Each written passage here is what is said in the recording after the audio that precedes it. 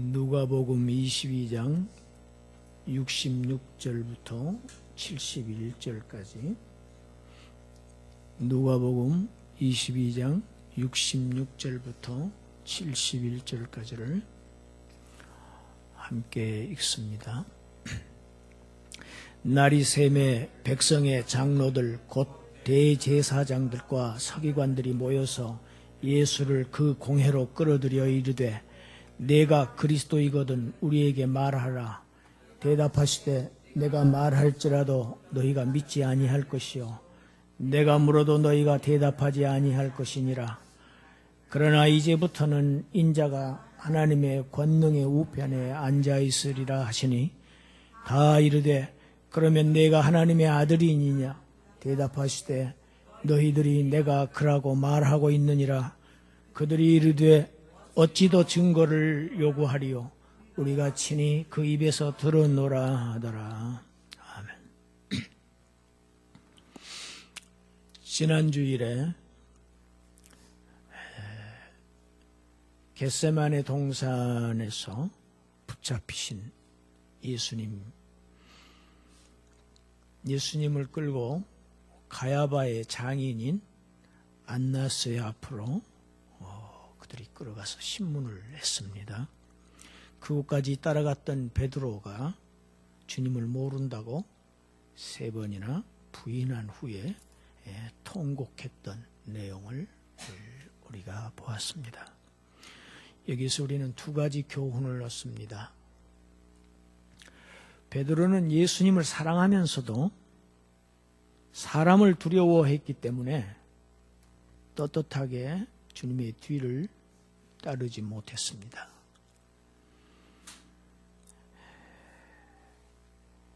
의지와 결단, 결심이 우리 믿음의 요소에 아주 큰 비중을 차지한다는 것은 사실입니다. 그러나 보다 더 근본적인 것은 우리의 믿음은 주님을 의존해야만 한다는 것입니다. 내 힘만 의지할 때는, 내 믿음만 의지할 때는, 내 의지와 결심만 의존할 때에는 우리는 주님을 부인할 수밖에 없는 그런 나약한 존재라는 사실을 우리 스스로가 인식해야 됩니다. 누가는 예수님의 그 재판에 대해서 3번만 기록하고 있지만 사복음서를 다 이렇게 펼쳐보면 우리 주님은 전부 6번의 재판을 받으셨습니다. 요즘 우리나라에서 재판 과정도 3심제입니다. 많이 받아도 3번 받습니다. 그런데 우리 주님은 배를 받으셨어요.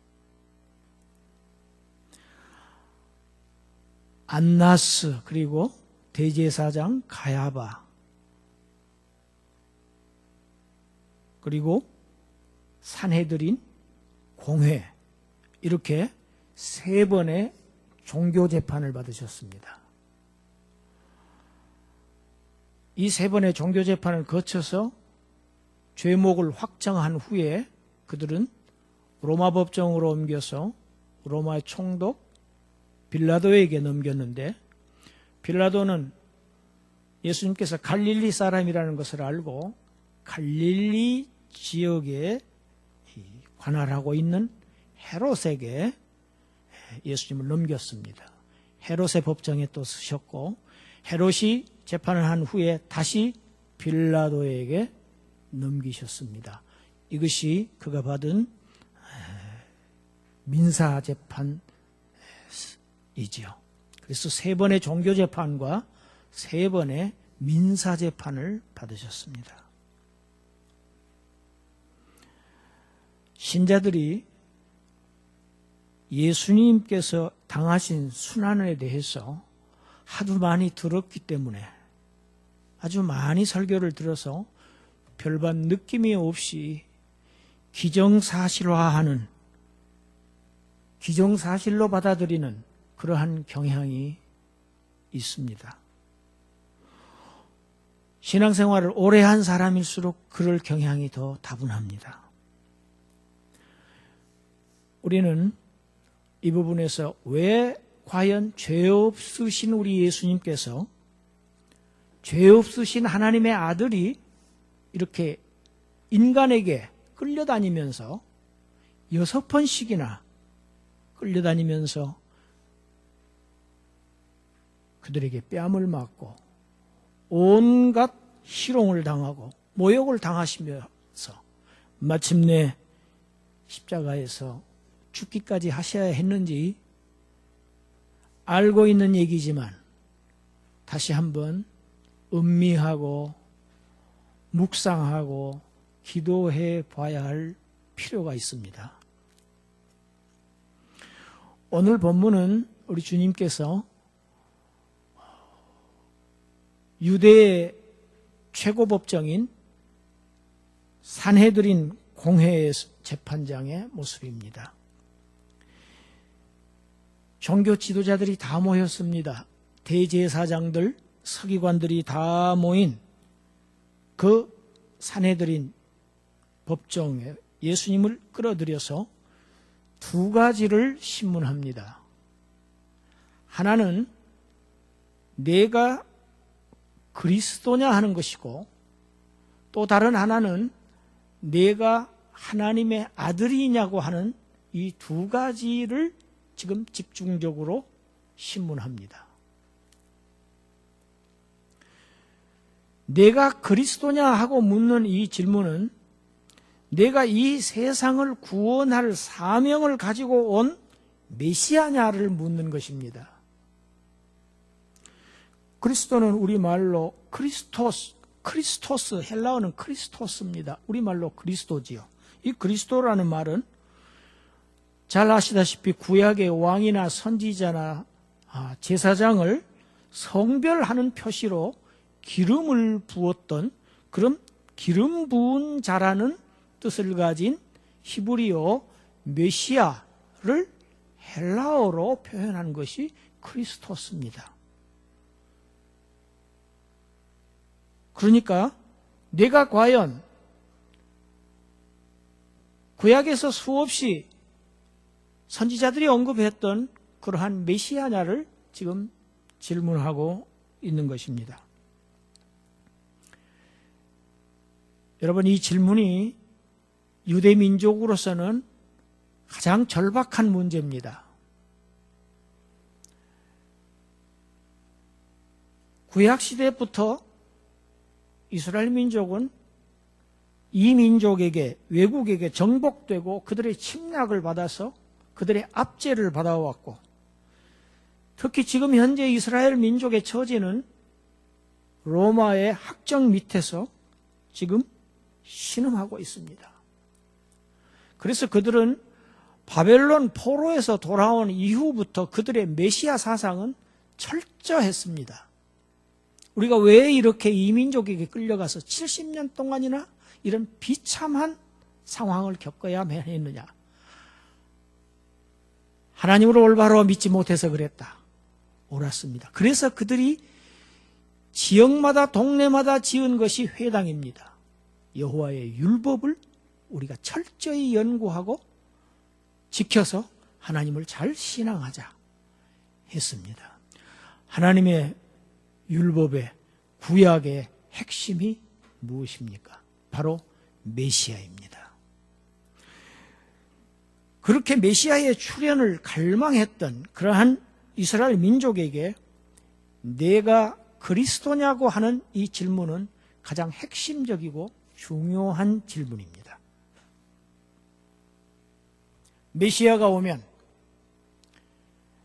우리를 짓누르고 있는 이 로마의 권세를 물리치고 군대를 형성해서 이제 예루살렘을 수도로 해서 우리 이스라엘 왕국을 세워서 천하를 호령하고 천하 모든 나라들로부터 조공을 받게 되는 날이 오리라고 그들은 확실하게 믿고 있었고 그것을 오랫동안 기다리고 있었습니다. 그들에게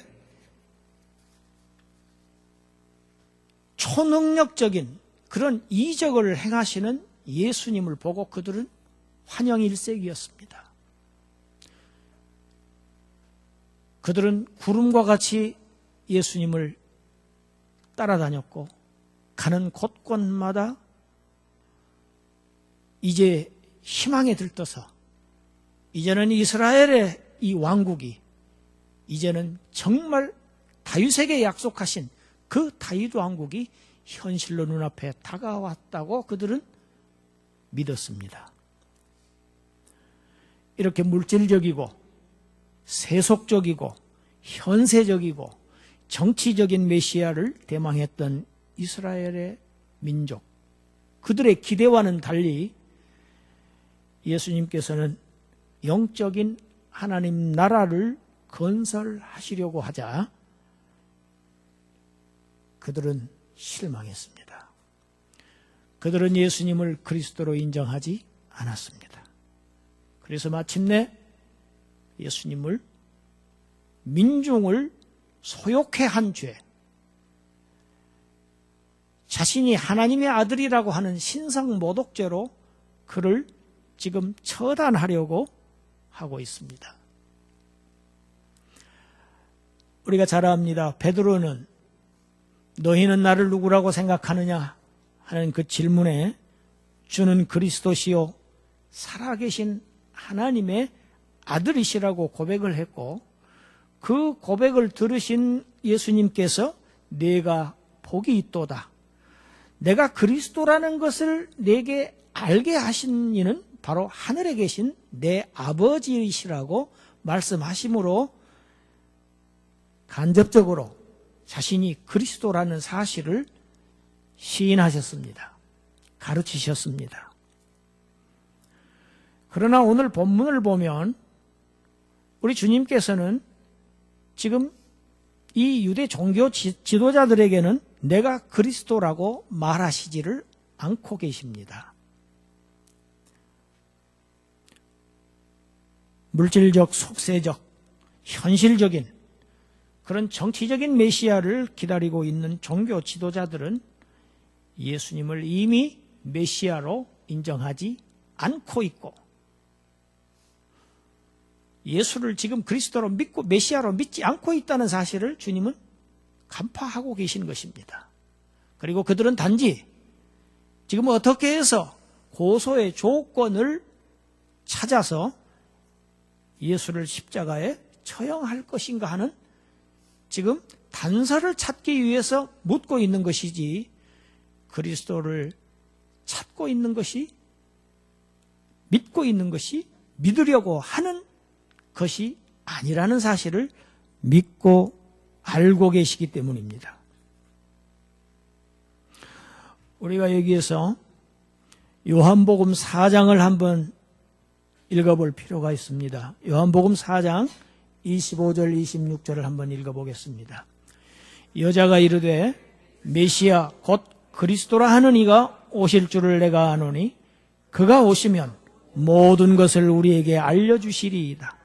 예수께서 이르시되 내게 말하는 내가 그라 하시니라. 비천한 사마리아 여인에게는 예수님께서 내가 바로 그리스도라고 정확하게 말씀을 하고 계십니다. 지위 높고 종교생활 오래 했고 하나님을 믿는다고 하는 고위직에게는 말씀하시지 않는 반면에 사마리아 여인에게는 정확하게 말씀하고 계십니다. 이 차이가 무엇일까요? 4장 25절 6절 앞에 보면 주님과 이 사마리아 여인과의 대화 속에서 나오는 것은 하나님을 어떻게 하면 진정으로 예배하는 것이냐, 어디서 예배하는 것이 옳으냐, 어떻게 예배하는 것이 옳으냐, 여기에 대한 대화가 있고 난 뒤에 이 사마리아 여인이 예수님께 하는 말이 25절의 말씀이고 26절은 그에 대한 대답입니다. 곧 하나님을 참되게 예배하기를 원하고 하나님을 참되게 신앙하기를 원하는 사람에게는 우리 주님께서는 정확하게 자신이 메시아 곧 그리스도이심을 가르쳐 주시고 계시하신다는 사실입니다. 목적이 다르고 동기가 다르다는 이야기입니다. 신분과 지위와 종교적인 연륜에 관계에 있는 것이 아니라는 사실을 우리가 알 수 있습니다. 오늘 이들에게는 뭐라고 얘기하십니까? 그렇게 말씀하시지 않고 69절에 같이 한번 읽어보십시다. 그러나 이제부터는 인자가 하나님의 권능의 우편에 앉아 있으리라. 이제 하나님 나라의 건설을 위해서 이제 주님께서는 그들로부터 비록 자신이 치욕을 당하고 고난을 당하고 순환을 당하실 것이지만은 이 사역을 마침내 십자가에서 다 마치시고 부활하시고 성천하셔서 하나님의 영광에 동참하게 되실 하나님 나라를 세우시는 그 기초적인 일을 행하시고 마치시고 하나님 우편에 앉아 계실 그러한 결과까지 말씀하십니다. 이 얘기를 들은 종교 지도자들, 이 정도의 증거로는 불충분하다고 여긴 것 같습니다. 그들은 예수를 고소하기 위한 결정적인 증거를 찾기 위해서 또 한 번의 질문을 하는 내용이 오늘 본문 그러면 내가 하나님의 아들이냐? 내가 영원전부터 하나님의 본체이신 하나님의 독생자로서 신성을 지니고 있는 자냐를 묻는 것입니다. 내가 과연 신성을 지닌 자이냐? 매우 위험한 질문입니다. 이 질문은 바꾸어 얘기하면 내가 하나님의 아들이냐? 내가 하나님처럼 신성을 지닌 자이냐를 묻고 있는 것입니다. 예수님은 일찍이 사역을 시작하시기 직전에 마귀로부터 2번씩이나 광야에서 내가 만일 하나님의 아들이거든 이렇게 시작되는 시험을 당하셨습니다. 이제 말씀하십니다. 너희 입으로, 너희 자신들의 입으로 내가 하나님의 아들이라는 것을 말하고 있느니라. 이제 종교 지도자들은 확증을 잡았습니다. 유대 법정, 산헤드린, 공회에서 모든 대제사장, 서기관들 앞에서 이제 자신의 입으로 한 이 진술이야말로 십자가에서 처형할 결정적인 증거로서 효력이 충분하다고 판정하고 예수님을 로마 총독 빌라도에게 끌고 갑니다. 예수는 그리스도이십니다. 예수님은 하나님의 아들이십니다. 이것은 진리입니다. 진리가 때로는 사람들에게 짓밟히는 것처럼 보일 때가 있습니다. 진리가 죽는 것처럼 보일 때가 있습니다. 그러나 진리는 짓밟히지 않고 진리는 죽지도 않고 진리는 영원히 살아 있습니다. 진리는 삽니다. 진리는 영원합니다. 사람들에게 비록 부정되고 사람들 앞에서 한때 허약하게 보일지라도 죽은 것 같이 보일지라도 주는 그리스도시요 살아계신 하나님의 아들이시라는 이 결정적인 진리는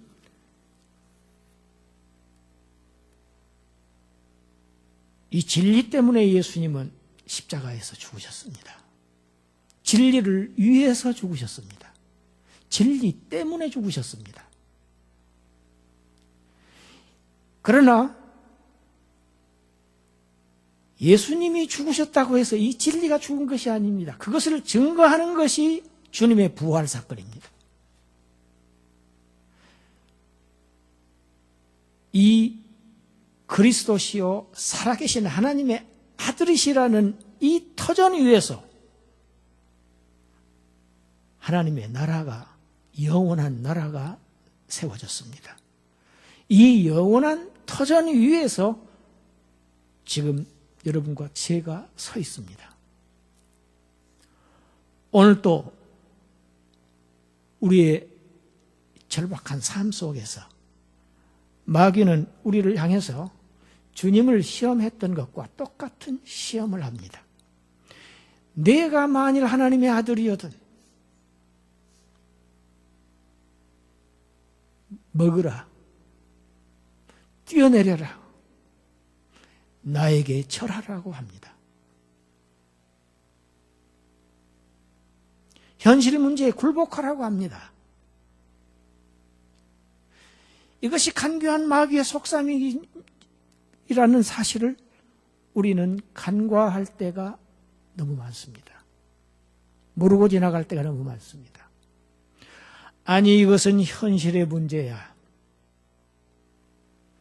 이것이 보다 더 시급해.